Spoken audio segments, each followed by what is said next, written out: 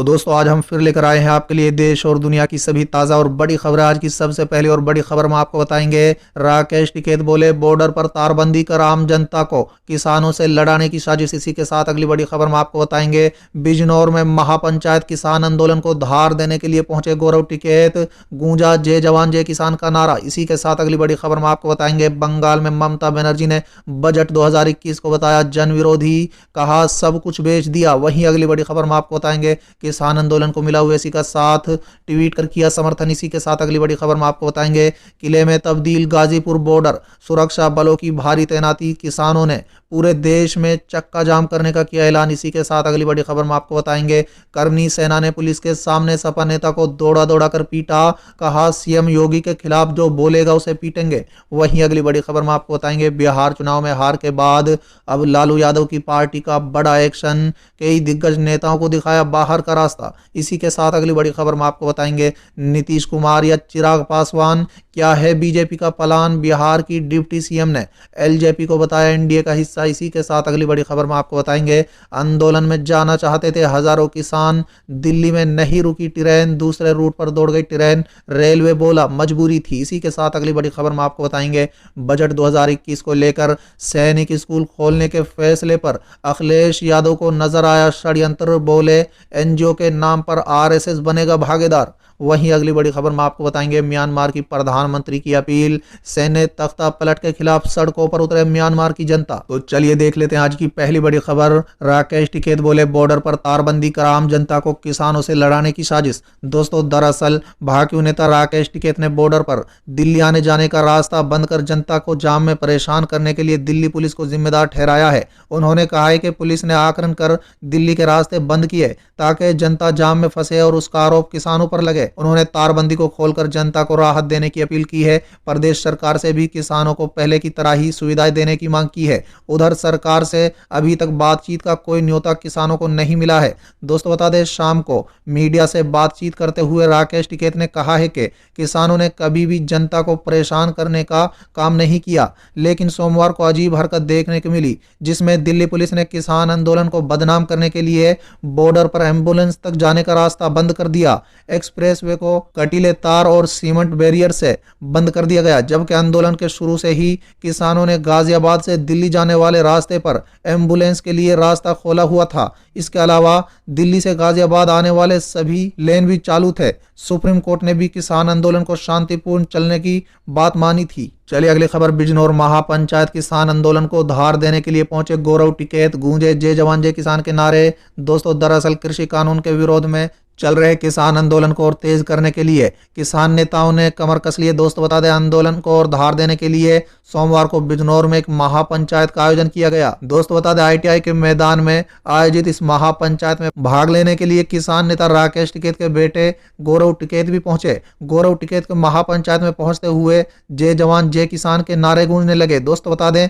आंदोलन को और तेज करने के लिए सैकड़ों की संख्या में किसान ट्रैक्टर और निजी वाहनों से बिजनौर के आईटीआई मैदान में पहुंचे हैं। दोस्तों बता दें, साथ ही महिलाएं भी बढ़ चढ़कर महापंचायत में भाग लेने पहुंची।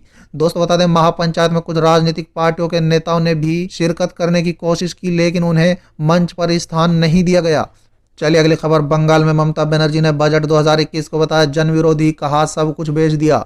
दोस्तों दरअसल वित्त मंत्री निर्मला सीतारमण द्वारा सोमवार को पेश किए गए केंद्र बजट को पश्चिम बंगाल के मुख्यमंत्री ममता बनर्जी ने जन विरोधी बताया है। ममता ने कहा है कि वो हमेशा झूठे वादे करते हैं। भारत के पहले पेपरलेस बजट ने सब कुछ बेच दिया है। बजट में असंगठित क्षेत्र के लिए कुछ नहीं है। उन्होंने कहा है कि चिंता की कोई बात नहीं है। माँ माटी और मानुष की टीएमसी सरकार सत्ता में वापस आ रही है। बीजेपी गैस से भरे गुब्बारे की तरह है। इससे पहले आम बजट पर प्रतिक्रिया देते हुए तृणमूल कांग्रेस ने कहा है कि 100% दूरदर्शिता रहित बजट है, जिसकी थीम सेल इंडिया यानी भारत को बेचना है। चलिए अगली खबर। किसान आंदोलन को मिला ओवैसी का साथ, ट्वीट कर किया समर्थन। दोस्तों दरअसल कृषि कानून के विरोध में किसानों का आंदोलन 1 फरवरी को 68वें दिन में प्रवेश कर गया है।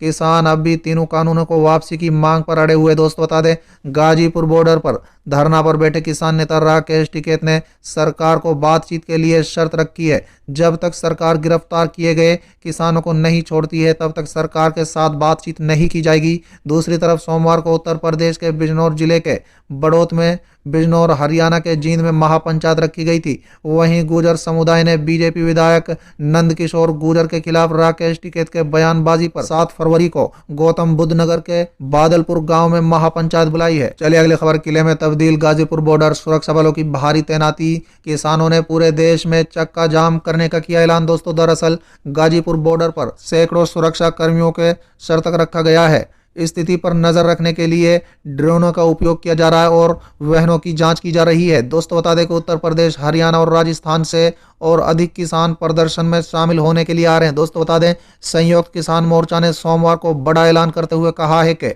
6 फरवरी को पूरे देश में दिन में 12 बजे से 3 बजे तक राष्ट्रीय और राज्य मार्गों का चक्का जाम किया जाएगा। वहीं दिल्ली पुलिस ने जानकारी दी है कि 26 जनवरी को किसानों की ट्रैक्टर रैली के दौरान हुई हिंसा के संबंध में अब तक कुल 44 एफआईआर दर्ज की गई हैं और 128 लोगों को गिरफ्तार किया गया है। दिल्ली पुलिस क्राइम ब्रांच ने 26 जनवरी को हिंसा के सिलसिले में एक व्यक्ति आकाश प्रीत सिंह को गिरफ्तार किया है। उस पर सीआईएसएफ कर्मियों पर तलवार से हमला करने का आरोप है। दोस्तों, बता दें दिल्ली उत्तर प्रदेश के बीच स्थित गाजीपुर बॉर्डर सोमवार को एक किले में तब्दील किया गया है, जहां हजारों किसान नए केंद्र कृषि कानून के खिलाफ विरोध प्रदर्शन कर रहे हैं। प्रदर्शन स्थल पर कई सत्रों पर बैरिकेड लगा दिए गए हैं और सुरक्षा बलों की भारी तैनाती की गई है। चलिए अगली खबर, करनी सेना ने पुलिस के सामने ही सपा नेता को दौड़ा दौड़ा कर पीटा, कहा सीएम योगी के खिलाफ जो बोलेगा उसे पीटेंगे। दोस्तों, दरअसल मऊ के कलेक्टर परिसर में सोमवार को दोपहर करनी सेना के जिला अध्यक्ष समेत आधा दर्जन से अधिक कार्यकर्ताओं ने पुलिस के सामने ही सपा नेता महेंद्र चौहान को दौड़ा दौड़ा कर पीटा। दोस्त, बता दें लात घूसों से जमकर पिटाई करने के बाद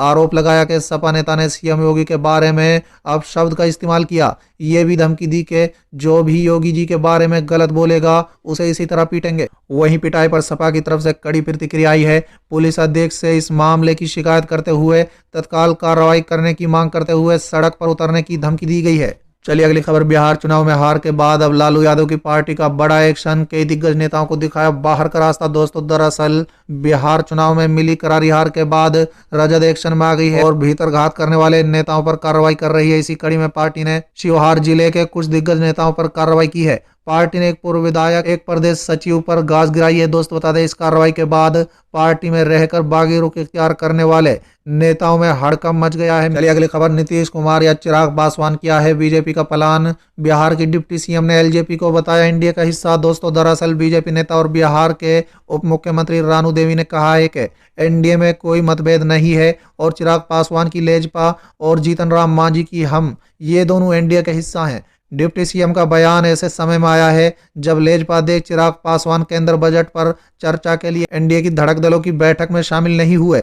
चिराग ने इसके पीछे का कारण खुद को बीमार होना बताया था। दोस्तों, बता दें इसी बीच मुख्यमंत्री नीतीश कुमार से उनके आवास पर सोमवार की शाम को पूर्व मुख्यमंत्री और हम के राष्ट्रीय अध्यक्ष जीतन राम मांझी ने मुलाकात की। दोनों नेताओं के बीच राज्य के राजनीतिक हालात पर चर्चा हुई। सूत्रों से मिली जानकारी के अनुसार मंत्रिमंडल विस्तार पर भी बात हुई। गौरतलब है कि मांझी ने एक और मंत्री तथा विधान परिषद की सीट की मांग की है। चलिए अगली खबर, आंदोलन में जाना चाहते थे हजारों किसान, दिल्ली में नहीं रुकी ट्रेन, दूसरे रूट पर दौड़ गई ट्रेन, रेलवे बोला मजबूरी थी। दोस्तों, दरअसल किसानों के आंदोलन में शामिल होने के लिए निकले कुछ किसान आंदोलन में इसलिए शामिल नहीं हो पाए क्योंकि उनकी ट्रेन दिल्ली स्टेशन पर रुकी ही नहीं। सोशल मीडिया पर कहा जा रहा है कि किसानों को प्रदर्शन में शामिल होने से रोकने के मकसद से ही ट्रेन वहां नहीं रुकी थी, यानी जानबूझकर रेल विभाग ने ट्रेन को दिल्ली में रोकने से रोका। हालांकि रेल विभाग की तरफ से कहा गया है कि परिचालन में आई समस्या की वजह से ही ट्रेन का रूट डाइवर्ट करना पड़ा। चलिए अगली खबर, सैनिक स्कूल खोलने के फैसले पर अखिलेश यादव को नजर आया षड्यंत्र, बोले एनजीओ के नाम पर आरएसएस बनेगा भागीदार। दोस्तों, दरअसल समाजवादी पार्टी के राष्ट्रीय अध्यक्ष